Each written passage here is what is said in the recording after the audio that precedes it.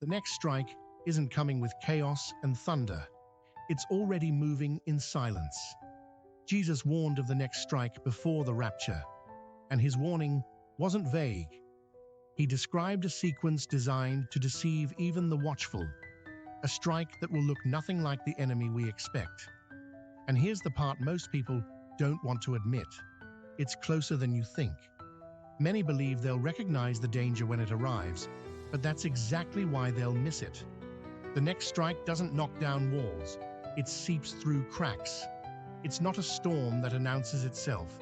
It's a calm that lulls the soul to sleep. The rapture will come in a moment, but this setup happens slowly, and by the time most wake up, it will be too late to prepare. This isn't a theory, and it's not religious hype. The same Jesus who spoke of signs in the heavens also warned of traps set right here on earth. He didn't say this to scare us. He said it to equip us. Because if you can spot the next strike before it hits, you can resist it, and even turn it into a moment of victory when others are falling. So, if you've felt that quiet drift, if you've noticed the subtle shift in the spiritual atmosphere around you, stay with me. By the end of this message, you won't just know what the next strike is before the rapture. You'll know exactly how to stand when it arrives. Many didn't notice, but the first offensive didn't come with thunder or open persecution. It crept in quietly, like a fog covering the battlefield without warning. It was spiritual anesthesia, distraction disguised as normal life, offense dressed up as personal opinion, and coldness masked as emotional maturity. In that apparent calm, many stopped entering their secret place with God, trading watchfulness for a tasteless routine. It's like a soldier laying down his sword to tend the flowers in the garden. Beautiful, but dangerous. The result of this strike was subtle, but devastating. Instead of alert watchmen, a generation was formed that looks more at their phone notifications than at the signs in the sky. Communion with God became quick and mechanical, like checking in just to avoid guilt.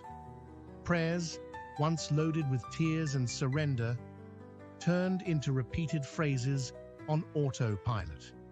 There was no need to tear the church down. Disarming it was enough. And in doing so, the ground was prepared for something worse.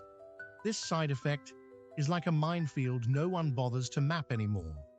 Many began to trust the idea that everything is fine and lost the sensitivity to perceive that spiritually, enemy lines were closing in.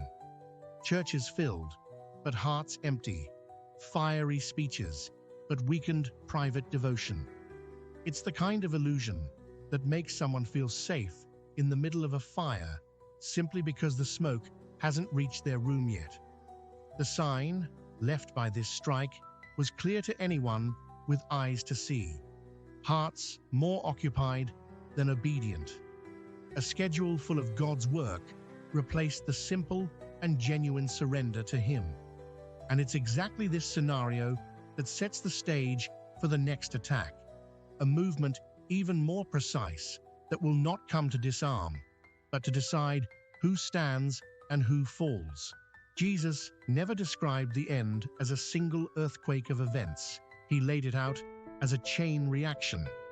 In Matthew 24:9-13, he spoke of persecution, then betrayal, then false prophets, and finally love growing cold. It's a staircase of strikes, each step preparing the next. In Luke 21:34-36, he warned of the snare that comes from being weighed down with distractions and anxieties. And in John 16:1-4, he said plainly, "I've told you this so you won't stumble." That's not small talk, that's a survival manual.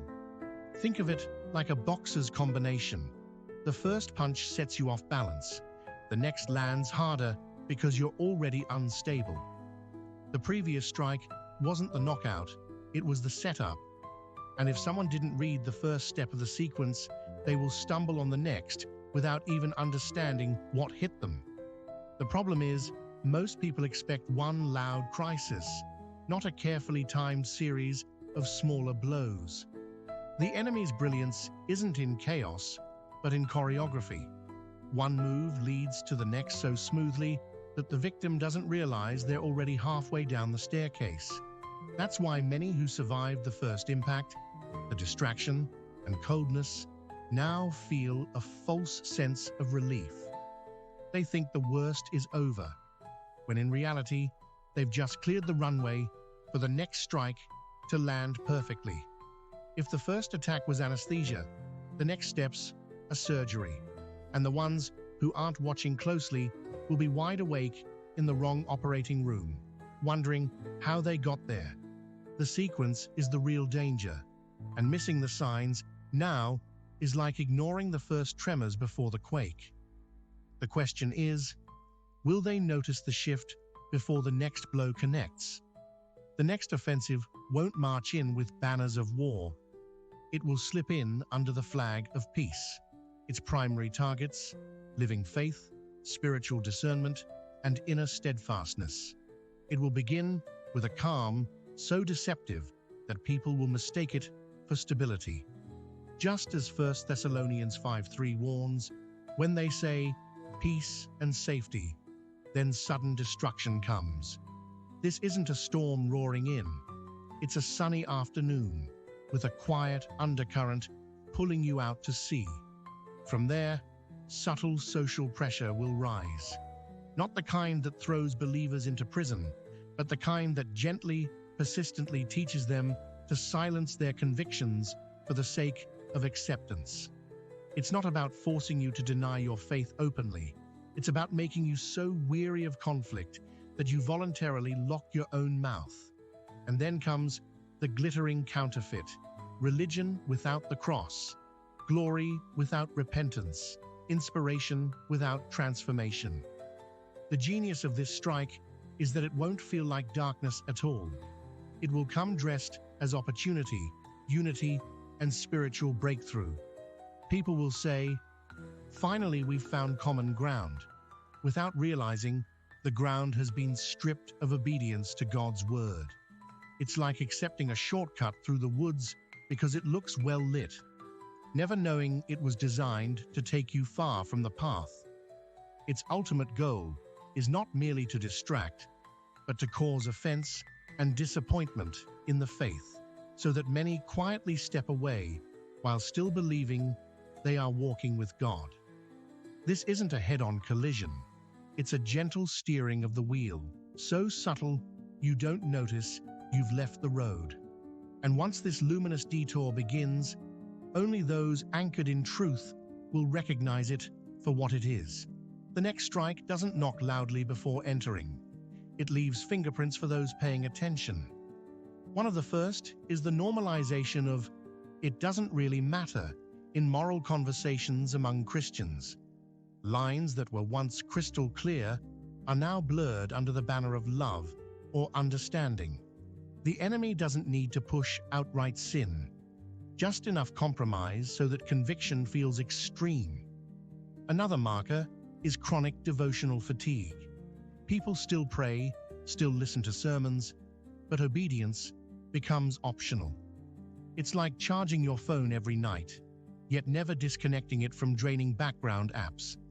The power never lasts. When the secret place loses its fire, public faith becomes little more than performance. And that performance is exhausting. Then comes quick offense between believers. Betrayal doesn't start with grand acts.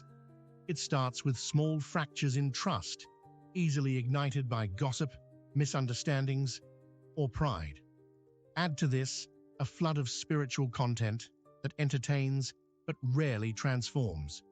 People consume message after message but rarely put it into practice, creating the illusion of growth without the reality of fruit.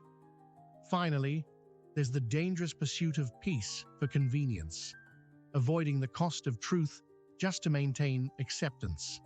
When all 5 of these markers grow at the same time, the next strike isn't just near, it's pressing against the door. And those who treat these signs as harmless will soon realize They were the final warning lights on the dashboard. Spotting the next strike is not about paranoia. It's about cultivating a sharp daily awareness that keeps your soul from drifting. You do this by setting up personal tripwires, intentional checkpoints in your week that immediately alert you when something in your walk with God starts slipping. Begin with these 4 questions every 7 days. What has God clearly told me to do that I'm still postponing? Where have I traded conviction for convenience, saying, "It's fine," when I know it isn't? Does my private devotion reflect my public declarations, or am I building a spiritual brand without spiritual substance? And finally, what offends me more right now? The offense of the cross, or the person who dares to confront me with truth? These questions work like an alarm system for the heart, and ignoring them is like pulling the batteries out of a smoke detector. To strengthen these tripwires, run 2 lightning-fast biblical tests. First, the fruit test from Luke 6:46. Why do you call me Lord, Lord, and not do what I say? Ask yourself, have I obeyed God in a clear, tangible way this week? Not thought about it, not promised to, actually done it. Second, the love test from Matthew 24:12. Because of the increase of wickedness, the love of most will grow cold. Look at your relationships and your worship. Is my love for God and people expanding, or is it shrinking under the weight of offense, busyness, or self-protection? These 2 quick evaluations will cut through any false sense of security faster than a long sermon ever could. This level of self-examination is not optional if you want to survive the sequence of strikes Jesus described. Most believers won't fall because they never heard the warnings. They'll fall because they never measured themselves against them. It's like a pilot refusing to check his instruments mid-flight because the sky looks clear. The problem is, storms don't ask for permission before rolling in. Small, consistent checks keep your spiritual radar calibrated so you can detect changes in atmosphere before you're blindsided. And here's the key. Discernment is not something you turn on in a crisis. It's something you build long before the crisis hits. Just as an athlete trains muscle memory for game day, you train spiritual reflexes for battle day. Those who measure regularly will recognize the fake peace before it lulls them to sleep. They will sense the shift in tone before the trap closes. And those who prepare like this won't just avoid being taken down by the next strike. They'll be positioned to stand firm when others are falling. But that kind of readiness takes more than awareness. It requires a battle plan. Awareness alone won't win the battle. You need a counterattack. Deliberate moves that push back against the slow creep of spiritual anesthesia. That's where the STRIKE plan comes in. Step 1, S, silence the noise. For 7 days, fast from non-essential media. No endless scrolling, no news rabbit holes, no binge watching, just to relax.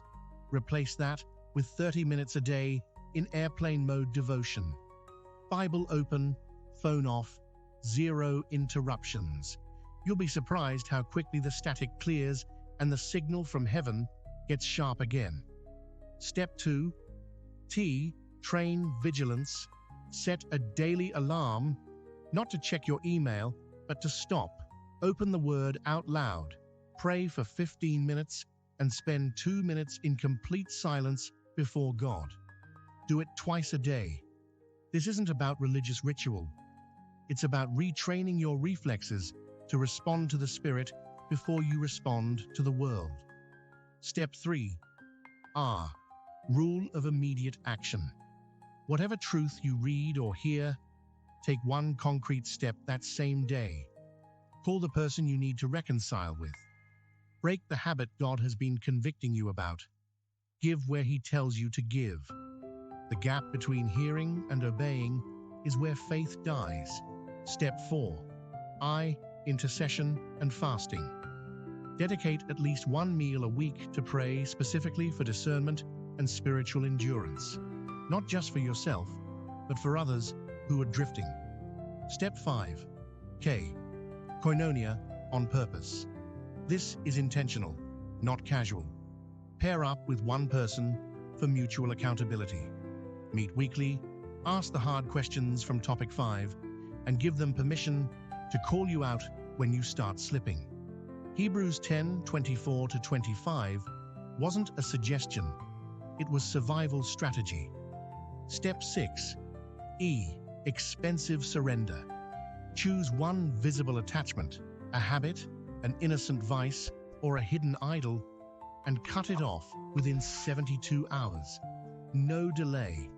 This isn't about being reckless, it's about proving to your own heart that nothing owns you but Christ. And for rapid response in daily skirmishes, follow the 24-hour tactical protocol. When offense hits, declare forgiveness within a day. When temptation strikes, bring it into the light within an hour. When anxiety rises, spend 10 minutes worshiping aloud before you do anything else. These moves aren't random. They're precise, surgical strikes against the enemy's setup. And once you start living like this, you stop